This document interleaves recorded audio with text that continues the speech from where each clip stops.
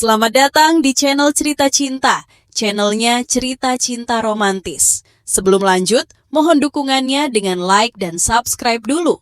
Ternyata aku anak orang kaya. Bagian 118. Cukup basa-basinya. Dia sudah tidak sabar untuk membawa pergi Giselle untuk bersenang-senang sepuasnya. Kemudian menginstruksikan keempat pria kekar itu. Petinju hitam, serahkan ini pada kalian. Hajar pria itu dan bawa cewek itu ke sini. Setelah mengatakan ini, termasuk Chris dan Farrell, mereka semua tampak bersikap seperti sedang menonton sebuah pertunjukan. Namun ketika keempat petinju hitam ini melihat bahwa orang yang akan dihadapi Farrell adalah Erwin, ekspresi mereka berubah total dan buru-buru melangkah maju untuk meminta maaf kepada Erwin dengan penuh hormat. Tuan Erwin, benar-benar minta maaf. Mereka bayar 2 miliar buat sewa kami ke sini. Kami tak tahu lawannya adalah Anda. Tolong maafkan kami. Begitu kata-kata ini keluar, Farrell, Chris, beserta orang-orang dari keluarga Graham terkejut dan terdiam di tempat. Apa-apaan ini?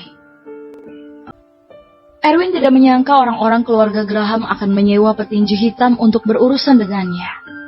Yang membuatnya merasa marah sekaligus lucu, karena masing-masing petinju hitam ini digaji olehnya. Dan langkah selanjutnya dari Erwin adalah membiarkan para petinju hitam ini berlatih di balai seni bela diri pencaksilat.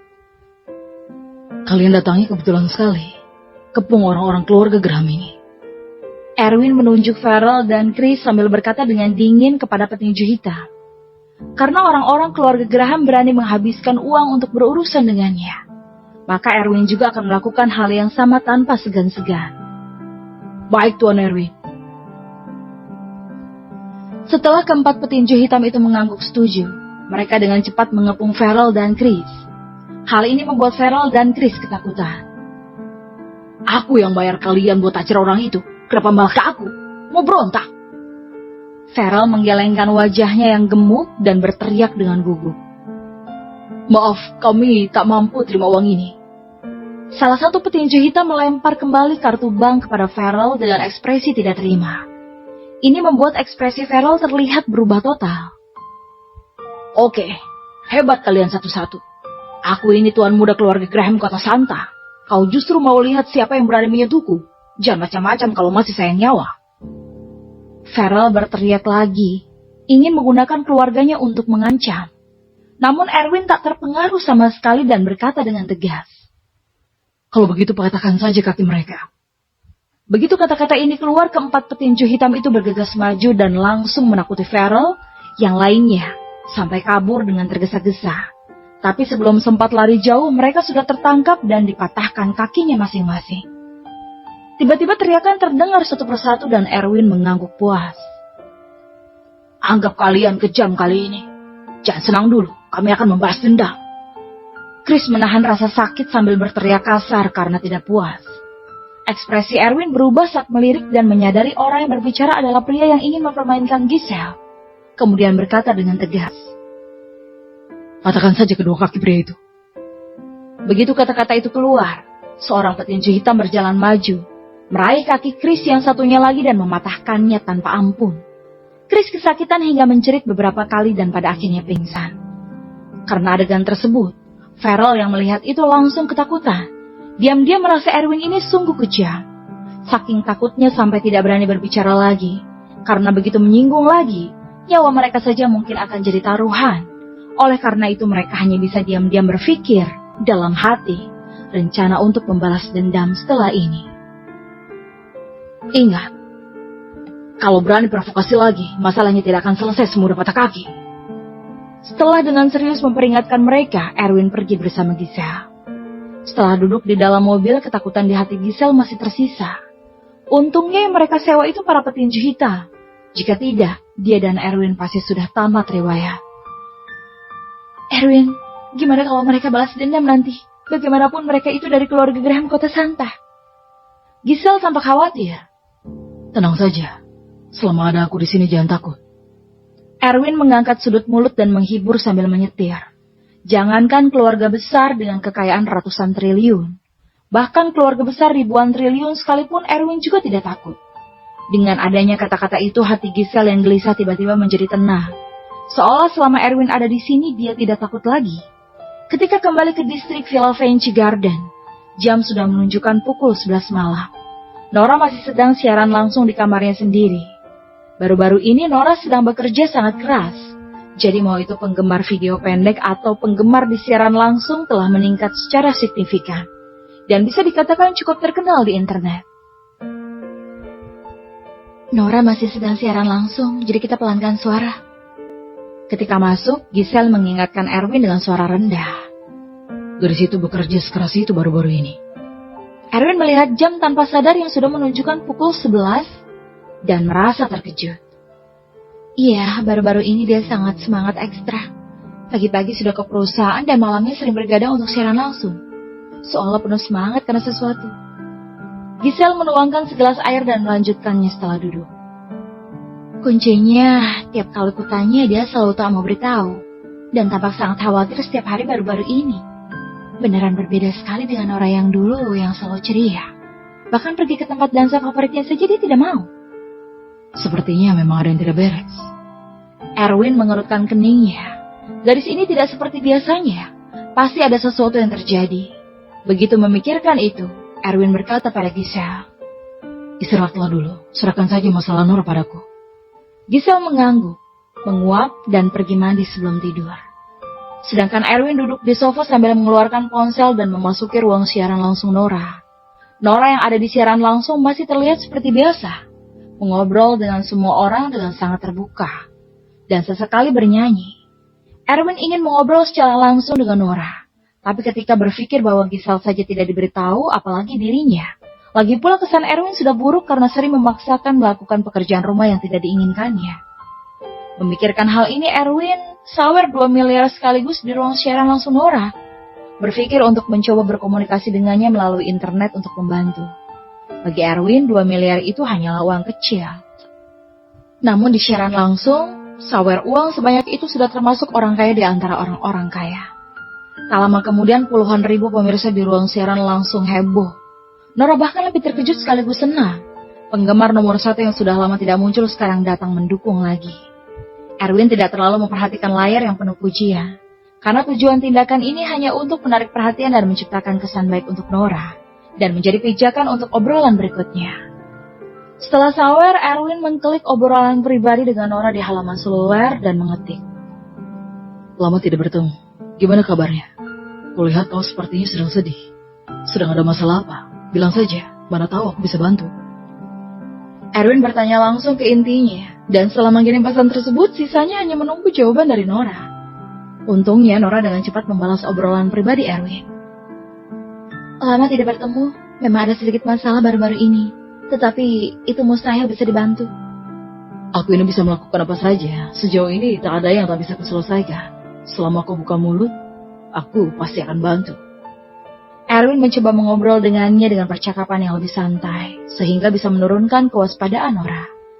Kali ini Nora ragu-ragu untuk waktu yang lama sebelum mengetik balasan. "Aku mungkin tak bisa lanjut siaran langsung lagi ke depannya, tak bisa menjadi bintang lagi." Ada jejak keengganan dan kehilangan yang tersirat dalam kata-kata itu.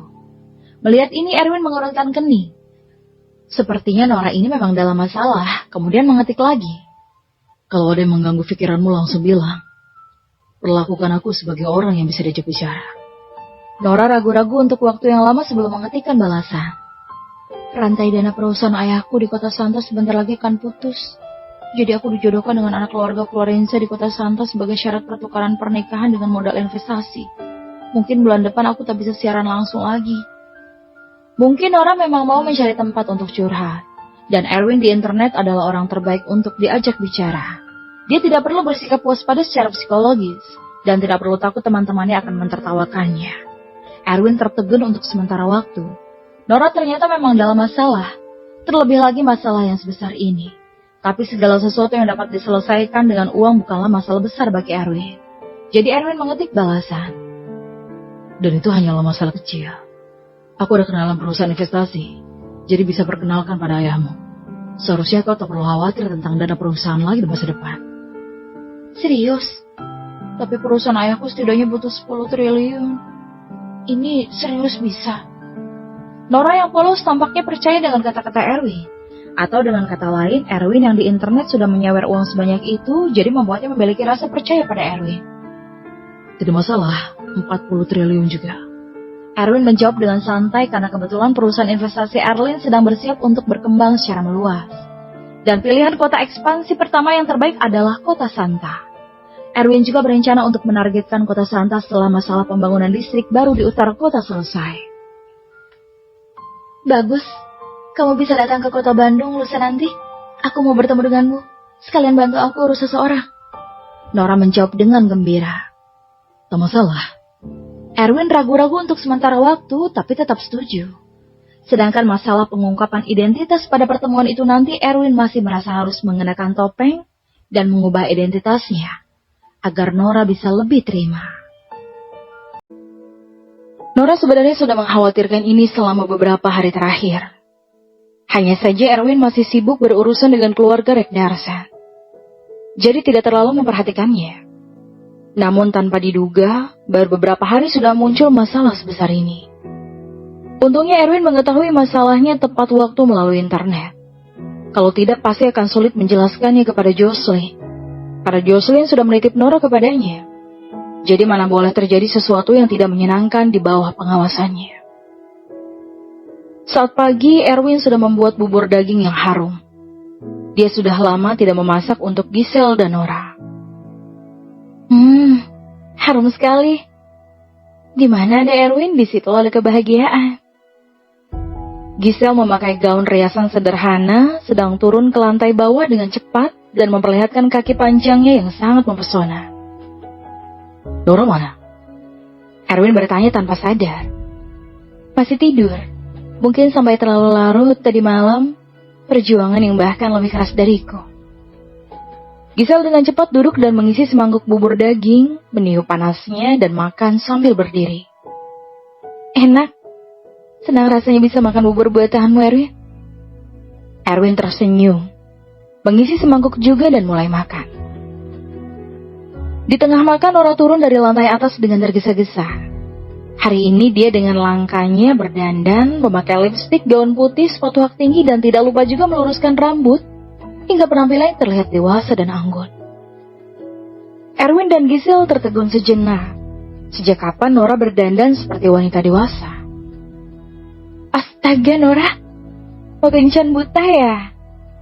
Giselle tidak bisa menahan diri dan membuka mulutnya untuk bertanya dan heran. Mau ketemu dengan teman online? Aku berpakaian seperti ini sedikit lebih dewasa dari biasanya kan?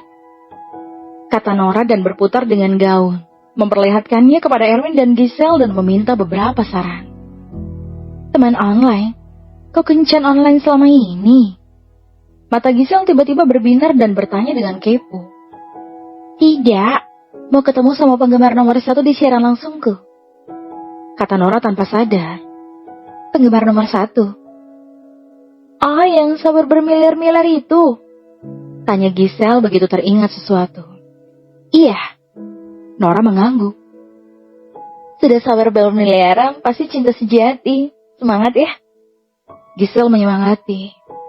Nora tersenyum ringan. Dia juga sangat menantikan penggemar itu. Yang paling penting adalah penggemar kaya itu mengatakan bisa membantu perusahaan ayahnya menarik investor. Yang membuat Nora memutuskan untuk menemuinya secara langsung. Erwin tidak menyangka Nora akan berpakaian seperti wanita dewasa untuk melihatnya. Jadi tidak bisa menahan diri dan menggodanya. Kau berpakaian sedewasa ini, bukannya itu termasuk berbohong ya? Bukan urusanmu. Lagian juga bukan untuk menemui. Jadi urus saja urusanmu sendiri. Nora memelototi Erwin dengan mata gesit dan berkata dengan dingin. Erwin menghela nafas. Nora ini jelas seorang gadis gila yang suka clubbing dan tarian disco. Tetapi bersikeras berdandan seperti seorang wanita dewasa. Tidak tahu apa yang sedang Nora pikirkan ini. Entah seperti apa reaksi Nora kalau tahu orang yang ingin ditemuinya itu sebenarnya adalah Erwin. Tak lama kemudian Giselle dan Nora keluar satu persatu. Giselle pergi bekerja, sementara Nora pergi menemui penggemar kaya itu. Erwin juga ikut keluar rumah. Tapi sebelum tepat janji temu, Erwin ke villa mahkota di Teluk Eight untuk ganti pakaian dan mobil. Rolls Phantom yang dibeli Erwin sebelumnya tidak terpakai sama sekali. Dan akhirnya berguna kali ini. Nora mengenal Ferrari Erwin, jadi Erwin hanya bisa pakai Rolls Royce Dan selain itu juga Erwin menyuruh Anita menyiapkan satu set trench coat hitam yang mahal dan keren untuknya. Dan juga topeng hitam. Seluruh tubuhnya memakai pakaian hitam. Jadi terlihat sangat keren. Setelah itu Erwin mengendarai Rolls Royce ke pusat perdagangan dunia di pusat kota. Tempat itu adalah tempat di mana janji temu ditentukan. Rolls Royce adalah mobil mewah senilai lebih dari 20 miliar. Yang tentu menarik perhatian banyak orang di sepanjang jalan. Terutama perhatian para gadis. Ketika sudah mau tiba di pusat perdagangan dunia, Erwin melihat sosok Nora yang memakai gaun putih dari kejauhan, sedang menunggu dengan tenang di pinggir jalan sambil melihat sekeliling dari waktu ke waktu. Tampak sepertinya sedang menunggu kedatangan seseorang. Memang terlihat mau bertemu dengan teman online. Erwin tidak bisa menahan helaan nafasnya, kemudian terus menyetir dan berhenti di depan Nora. Kemudian Erwin keluar dari mobil dengan anggun sambil membawa sekuntum mawar di tangan yang disiapkan oleh Anita. Dan itu juga merupakan tanda pertemuan yang telah disetujui oleh Erwin dan Nora untuk mencegah salah orang. Di sekitar tempat ini sangat ramai, terutama kaum muda. Ketika mereka melihat Rolls Royce Erwin yang keren, itu menarik perhatian banyak gadis. Terutama trench coat hitam dan topeng hitam Erwin. Sudah tidak perlu dijelaskan lagi kerennya. Bahkan Nora tercengang. Dia tidak menyangka penggemar nomor satunya akan terlihat sekeren ini. Tapi topeng hitam membuatnya sangat penasaran. Kau yang nama samarannya? Menggenggam tangan Nora. Dan itu adalah Nora yang bertanya. Iya, mawar ini untukmu. Ketika berbicara, Erwin sengaja menahan nafas di tenggorokannya sehingga suara yang keluar terdengar berbeda dari biasanya. Boleh lihat wajahmu. Nora masih penasaran dengan wajah di balik topengnya, tapi gayanya terkesan cukup keren. Begitu saatnya tiba, kamu secara alami akan melihatnya. Tapi sekarang bukan waktunya. Erwin tersenyum ringan karena tidak ingin Nora tahu. Baiklah. Nora mengangguk tak berdaya. Kemudian memperkenalkan dirinya. Namaku Nora. Siapa namamu? Panggil saja aku penggemar akut. Erwin berpikir ini mungkin akan jadi pertemuan pertama dan terakhir dari Nora. Jadi nama itu tidak penting. Lagi pula cuma identitas sementara juga. Penggemar akut. Kamu lucu. Nora tidak bisa menahan tawa. Ayo, cari tempat duduk dulu. Di sini terlalu ramai. Nora berpikir untuk mencari tempat duduk untuk berbicara tentang investasi perusahaan ayahnya. Erwin mengangguk. Memang ada terlalu banyak orang di luar, apalagi mereka menjadi pusat perhatian di sini. Tampaknya pakaiannya memang sedikit terlalu mencolok hari ini. Setelah menemukan restoran teh terdekat, Erwin tahu bahwa Nora menyukai cappuccino. Jadi memesan cappuccino untuknya dan makanan penutup favorit Nora seperti kentang tumbuk, roti keju, dan lain sebagainya. Wah, semua ini favoritku. Gimana kamu bisa tahu? Kata Nora dengan gembira dan penasaran.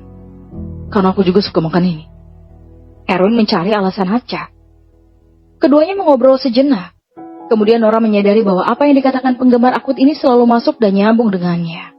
Yang membuatnya semakin menyukai penggemar akut ini. Erwin tahu kebiasaan dan temperamen Nora.